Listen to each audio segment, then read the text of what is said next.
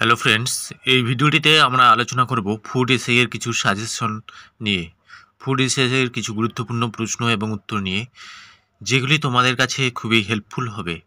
তো দেখে নেওয়া যাক প্রথম প্রশ্নটি হচ্ছে দামে দামোদর নদের উৎপত্তি হয়েছে কোথা থেকে? দামোদর নদের উৎপত্তি হয়েছে কোথা থেকে? এর সঠিক উত্তরটি হবে দামোদর নদের উৎপত্তি হচ্ছে ছোটনাগপুর মালভূমি থেকে। আর দামোদরকে কি বলা হয়? পশ্চিম বাংলার দুঃখের নদী বলা হয়। দামোদর নদীকে কি বলা হয়? দুঃখের নদী বলা হয়। নেক্সট প্রশ্ন, ভারতের সর্ববৃহৎ বাঁধ সর্দার সরোবর যে নদীর উপর আছে তা হলো কি? তা হচ্ছে নর্মদা নদীর উপর আছে সর্দার সরোবর বাঁধ। এ প্রসঙ্গে তোমরা মনে রাখবে, এই যে ভাকরানাঙ্গাল যে বাঁধ আছে, ভাকরানাঙ্গাল বাঁধটি হচ্ছে শতদ্রু নদীর তীরে অবস্থিত এবং সর্দার সরোবর বাঁধ হচ্ছে নর্মদা নদীর তীরে অবস্থিত। নেক্সট পরবর্তী প্রশ্ন দেখে নেব। পরবর্তী প্রশ্নটি হচ্ছে সৌরজগতের একমাত্র গ্রহ যেটি পূর্ব থেকে পশ্চিম দিকে ঘোরে। এর সঠিক উত্তরটি হবে শুক্র। এবং এই যে সৌরজগতের যে গ্রহ আছে, সব থেকে বড় গ্রহ বা বৃহত্তম গ্রহ হচ্ছে বৃহস্পতি। এবং সব থেকে ক্ষুদ্রতম গ্রহের নাম কি? সব থেকে ক্ষুদ্রতম গ্রহ হচ্ছে বুধ গ্রহ। এবং বামন গ্রহ কাকে বলা হয়? প্লুটোকে বলা হয় বামন গ্রহ। নেক্সট প্রশ্ন দেখে নেব। নেক্সট প্রশ্নটি হচ্ছে ভারতের কোন রাজ্যকে চিনির বাটি বলা হয়? উত্তরপ্রদেশ। ভারতের যে উত্তরপ্রদেশ আছে, এটিকে হচ্ছে চিনির বাটি বলা হয়। এবং এ প্রসঙ্গে মনে রাখবে, উত্তরপ্রদেশ ভারতের মধ্যে সবথেকে বেশি আখ উৎপন্ন হয়। তার মানে ভারতের সবথেকে বেশি আখ উৎপন্ন হয় উত্তরপ্রদেশে। এবং কিউবাকে পৃথিবীর চিনির বাটি বলা হয়। তার মানে পৃথিবীর চিনির বাটি কাকে বলা হয়? কিউবাকে। আর চিনি উৎপাদনে হচ্ছে কোন রাজ্য প্রথম? মহারাষ্ট্র প্রথম। নেক্সট প্রশ্ন, মধ্যপ্রদেশের অমরকণ্টক থেকে কোন নদীর উৎপত্তি হয়েছে? এর সঠিক উত্তরটি হবে নর্মদা নদী। এবং এ প্রসঙ্গে মনে রাখবে, তাপ্তি নদী মহাদেব পর্বতের মুলতাই উচ্চভূমি থেকে উৎপত্তি হয়েছে। নেক্সট পরবর্তী প্রশ্ন দেখে নেব। ভারতের সর্বাপেক্ষা পুরাতন হাইকোর্টের নাম কি? ভারতের সবথেকে পুরাতন হাইকোর্টের নাম হচ্ছে কলকাতা হাইকোর্ট। কলকাতা হাইকোর্ট। এ প্রসঙ্গে তোমরা মনে রাখবে, কলকাতা হাইকোর্ট প্রতিষ্ঠিত হয় 1862 সালের 1 জুলাই এবং বোম্বে হাইকোর্ট প্রতিষ্ঠিত হয় 1862 খ্রিস্টাব্দের 14 আগস্ট এবং মাদ্রাজ হাইকোর্ট প্রতিষ্ঠিত হয় 1862 খ্রিস্টাব্দের 15 আগস্ট এবং এলাহাবাদ হাইকোর্ট প্রতিষ্ঠিত হয় 1866 খ্রিস্টাব্দে। তার মানে কলকাতা, বোম্বে আর মাদ্রাজ, এই তিনটি হাইকোর্ট 1862 খ্রিস্টাব্দে প্রতিষ্ঠিত হয়। নেক্সট প্রশ্ন দেখে নেব। ভাষার ভিত্তিতে ভারতের সর্বপ্রথম কোন রাজ্য পুনর্গঠন হয়েছিল? এর সঠিক উত্তরটি হবে অন্ধ্রপ্রদেশ। এ প্রসঙ্গে মনে রাখবে, তেলেগু ভাষীদের জন্য 1953 সালের 1 অক্টোবর অন্ধ্র রাজ্য ভাষার ভিত্তিতে ভারতের প্রথম রাজ্য হিসেবে আত্মপ্রকাশ করে, পরবর্তীতে যার নাম হয় অন্ধ্রপ্রদেশ।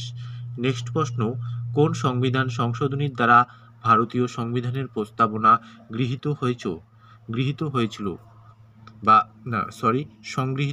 সংশোধিত হয়েছিল? সঠিক উত্তরটি হবে 42তম সংবিধান সংশোধন। নেক্সট প্রশ্ন দেখে নেব। নেক্সট প্রশ্নটি হচ্ছে অনুশীলন সমিতি কে গঠন করেন? এর সঠিক উত্তরটি হবে প্রমোদ নাথ মিত্র।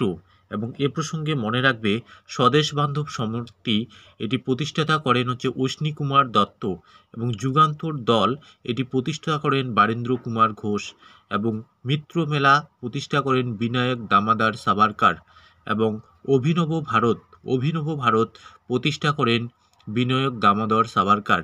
নেক্সট, ঢাকায় অনুশীলন সমিতি পুলিন বিহারী দাস। খুবই ইম্পর্টেন্ট পিডিএফ তোমাদের জন্য এটা হচ্ছে একটা প্রশ্ন, ওর পরবর্তী প্রশ্ন কি আসতে পারে সেই হিসাবে এই প্রশ্ন পিডিএফটি বানানো হয়েছে। নেক্সট প্রশ্ন, ইন্ডিয়া হাউসের প্রতিষ্ঠাতা শ্যামজি কৃষ্ণ বর্মা। গদর পার্টির প্রতিষ্ঠাতাকে লালা হরদয়াল। এবার নেক্সট পরবর্তী প্রশ্ন দেখে নেব।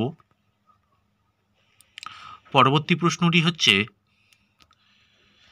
ভারতের বৃহত্তম তৈল তৈল খনি হলো কোনটি?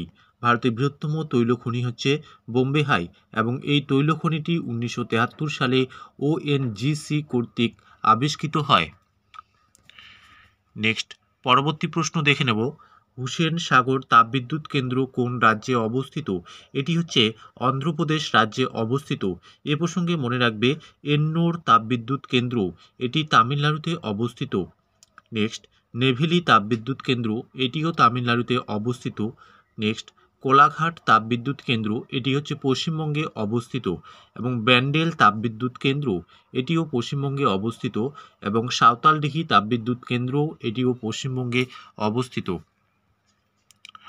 পরবর্তী প্রশ্ন দেখব, মানবদেহের ওজন কত শতাংশ জল থাকে? মানবদেহের ওজনের কত শতাংশ জল থাকে? সঠিক উত্তরটি হবে 66%। এ প্রসঙ্গে মনে রাখবে মানুষের মস্তিষ্কের ওজন 1.36 কেজি। নেক্সট প্রশ্ন, নিচের কোনটি ভৌত পরিবর্তন নয়? মোমবাতির যে দহন আছে এটি হচ্ছে ভৌত পরিবর্তন নয়, তাহলে এটি কি পরিবর্তন? এটি হচ্ছে রাসায়নিক পরিবর্তন। যে এখানে আমরা দেখে নেব মোমবাতির দহন হলো একটি রাসায়নিক পরিবর্তন, কারণ মোমের O2 এর সাহায্যে দহন হওয়ার ফলে H2O ও CO2 উৎপন্ন হয়ে পরিবেশে ছড়িয়ে পড়ে। নেক্সট পরবর্তী প্রশ্ন দেখে নেব, সরল অণুবীক্ষণ যন্ত্র কে আবিষ্কার করেন? এর সঠিক উত্তরটি হবে লিউয়েনহক। এ প্রসঙ্গে মনে রাখবে টেথোস্কোপ কে আবিষ্কার করেন? টেথোস্কোপ আবিষ্কার করেন রেনে ল্যানেক। নেক্সট মাইক্রোফোনকে আবিষ্কার করেন গ্রাহাম বেল। গ্রামোফোনকে আবিষ্কার আবিষ্কার করেন টমাস আলভা এডিসন।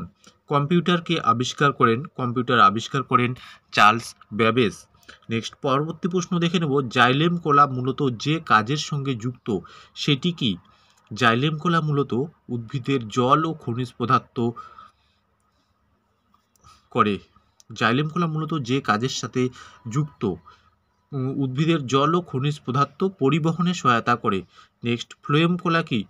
ফ্লোয়েম কলা যেহেতু খাদ্য পরিবহনে সহায়তা করে, তার মানে জাইলেম কলা কি? জাইলেম কলা হচ্ছে উদ্ভিদের জল এবং খনিজ পদার্থ পরিবহনে সহায়তা করে, আর ফ্লোয়েম কলা হচ্ছে খাদ্য পরিবহনে সহায়তা করে। নেক্সট পরবর্তী প্রশ্ন, উদ্ভিদের নিম্নলিখিত কলাগুলির মধ্যে কোনটি মৃত কোষ দ্বারা গঠিত? জাইলেম হচ্ছে এটি মৃত কোষ দ্বারা গঠিত এবং ফ্লোয়েম প্যারেনকাইমা ও হাইপোডার্মিস হলো সজীব কোষ। নেক্সট পরবর্তী প্রশ্ন, অষ্টক সূত্র কোন বিজ্ঞানীর আবিষ্কার করেন? এর সঠিক উত্তর হবে অষ্টক সূত্র নিউল্যান্ড আবিষ্কার করেন। এ প্রসঙ্গে মনে রাখতে হবে পদার্থের স্থিতিস্থাপকতার সূত্রটি আবিষ্কার করেন হুক এবং গ্যাসের চাপের সূত্রটি আবিষ্কার করেন যখন হচ্ছে চাপ স্থির থাকবে তখন হচ্ছে চার্লস, এবং গ্যাসের চাপের সূত্র তাপমাত্রা স্থির থাকলে মনে রাখবে বয়েল আবিষ্কার করেন। তার মানে গ্যাসের চাপের সূত্র যখন চাপ স্থির থাকে, মানে চ আসে এখানেও চ আসে, মানে এভাবে মনে রাখবে চাপ স্থির থাকলে চার্লস, আর যদি হচ্ছে তাপমাত্রা স্থির থাকে তাহলে হবে বয়েল। নেক্সট তড়িৎ দিয়ে চুম্বক উৎপাদনের সূত্রটি হচ্ছে মাইকেল ফ্যারাডে। নেক্সট তরল ও গ্যাসীয় পদার্থের গতির সূত্র বার্নৌলি এবং মহাকর্ষের সূত্র হচ্ছে স্যার আইজ্যাক নিউটন। নেক্সট পরবর্তী প্রশ্ন দেখে নেব, পরবর্তী প্রশ্নটি হচ্ছে নির্বাচন কমিশন কার দ্বারা নিযুক্ত হন? এর সঠিক উত্তর হবে রাষ্ট্রপতি। এ প্রসঙ্গে মনে রাখবে প্রধানমন্ত্রীকে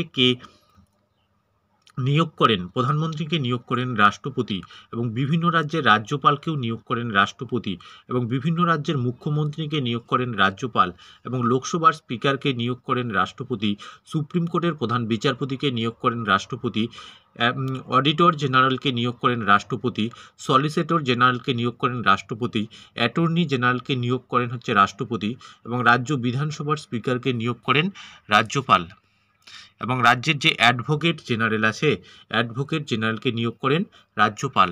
তো বন্ধুরা, এই ছিল আজকের এই ভিডিওটি তোমাদের কেমন লাগলো তা অবশ্যই জানাবে, আর আমাদের এই পিডিএফটি বাই করতে চাইলে তোমরা অবশ্যই আমাদের হোয়াটসঅ্যাপ নম্বরে কন্ট্যাক্ট করবে। ধন্যবাদ।